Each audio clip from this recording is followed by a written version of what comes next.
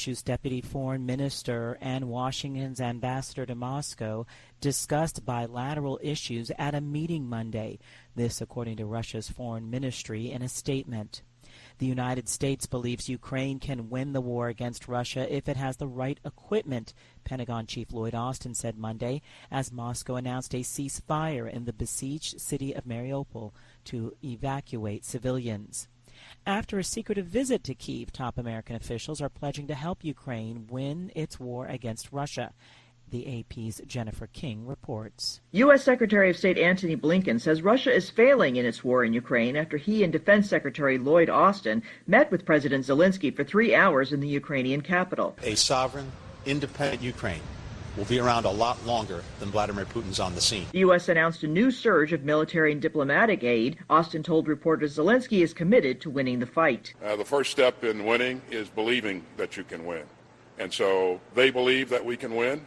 We believe that they can win if they have the right equipment, the right support. The defense secretary says success in Ukraine would be a democratic country able to protect its sovereign territory and a reduction in Russian capabilities. We want to see Russia weakened to the degree that it can't do the kinds of things that it has done in invading Ukraine. I'm Jennifer King.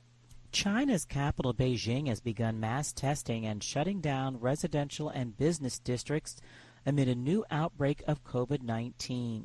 So far, 70 cases have been found in the city of more than 21 million since the outbreak surfaced Friday, and at least 100 people may have died in an explosion at an illegal oil refinery in southeast Nigeria. The New York Times reports Twitter's board and Tesla CEO Elon Musk are negotiating over his bid to buy the social media platform.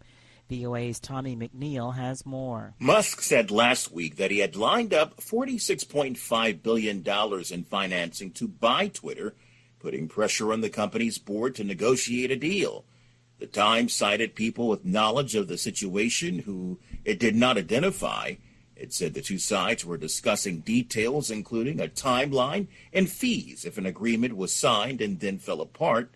The people said the situation was fluid and fast-moving. Tommy McNeil, VOA News, Washington. French President Emmanuel Macron comfortably won a second term Sunday, triggering relief among allies that the nuclear-armed power won't abruptly shift course in the midst of the war in Ukraine from European Union and NATO efforts to punish and contain Russia's military expansionism. Acknowledging that numerous voters cast ballots for him simply to keep out the fiercely nationalist far-right Le Pen, Macron pledged to reunite the country that is, quote, filled with so many doubts, so many divisions, end quote, and work to assuage the anger of French voters that fed Le Pen's campaign. U.S. President Joe Biden is commemorating the 107th anniversary of the start of what he calls the Armenian Genocide. He's issued a statement in memory of the 1.5 million Armenians who he says, quote, were deported, massacred, or marched to their deaths in a campaign of extermination, end quote, by Ottoman Empire forces.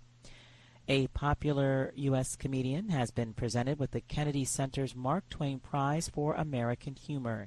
AP correspondent Oscar Wells Gabriel has that story. Jon Stewart says there's nothing funny about the state of comedy these days. It's not that there aren't sharp humorists around, but between snowflakes and authoritarian governments, the work of making people laugh is not just fun and games anymore. Stewart says he sees comedy not as a game changer for society, but as a bellwether. Stewart set up a modern way to deal with comedy and politics with his 16-year run as host of The Daily Show. Among those who paid tribute to him last night, former correspondents such as Samantha Bee, Steve Carell, Stephen Colbert, and John Oliver. Oscar Wells Gabriel, Washington. And recapping our top story, Russia's deputy foreign minister and Washington's ambassador to Moscow discussed bilateral issues at a meeting Monday, according to Russia's foreign ministry in a statement, and the U.S. believes Ukraine can win the war against Russia if it has the right equipment, according to Pentagon Chief Lloyd Austin Monday.